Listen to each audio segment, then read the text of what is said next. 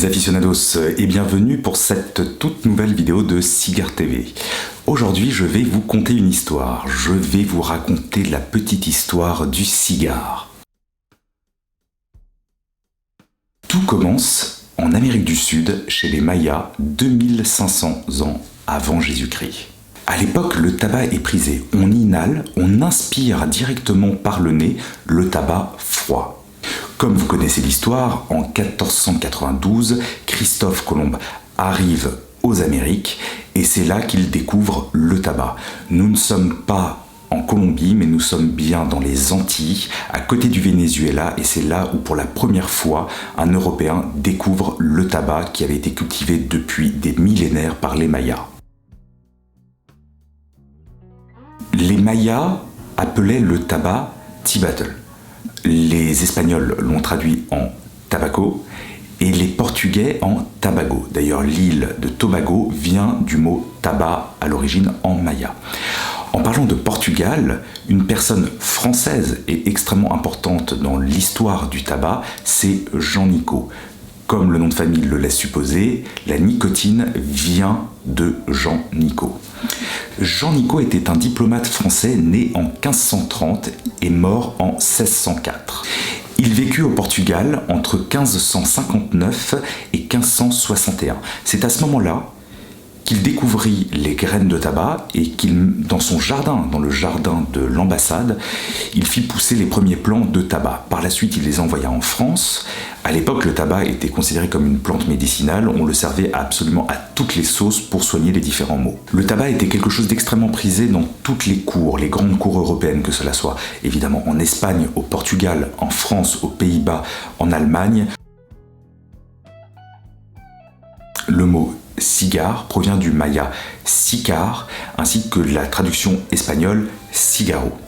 Les indices historiques nous démontrent que les Cubains fumaient déjà une forme primitive de cigare. Il s'agissait d'une feuille dans laquelle ils mettaient du tabac qu'ils roulaient dans la main et qu'ils fumaient.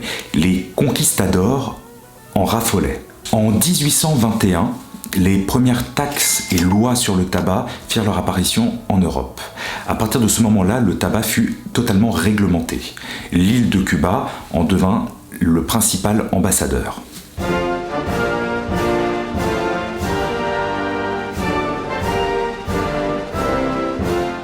Au milieu du 19e siècle, les USA se prirent de passion pour le cigare et en importèrent un très grand nombre. Ils firent même construire des chemins de fer, des systèmes extrêmement sophistiqués pour pouvoir transporter le tabac. Par la suite, le pays devint même, et encore aujourd'hui, un grand pays producteur de feuilles de tabac. À noter qu'il n'y avait pas de marque. À l'époque, les Cubains notamment exportaient les cigares par fagot. On les retrouvait ainsi en Europe.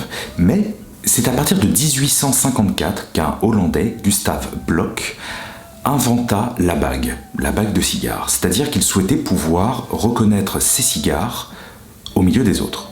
On peut donc estimer que c'est à partir de cette époque que les marques firent leur apparition. Comme tout le monde le sait, en 1959, Fidel Castro prit le pouvoir. Malheureusement, les conséquences géopolitiques firent que de nombreux Cubains propriétaires de marques s'exilèrent aux États-Unis. C'est pour ça qu'aujourd'hui, on retrouve des marques qui portent le même nom, mais qui ne sont absolument pas fabriquées dans le même pays. Je prends l'exemple de Monte Cristo, qui existe évidemment, marque emblématique cubaine, mais qui existe aussi dans d'autres terroirs.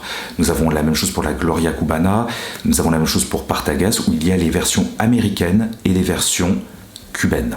À noter que le mot Havane désigne obligatoirement un cigare cubain. Aujourd'hui, avec l'ouverture du marché, nous verrons ce que l'avenir nous réserve pour ces différentes marques.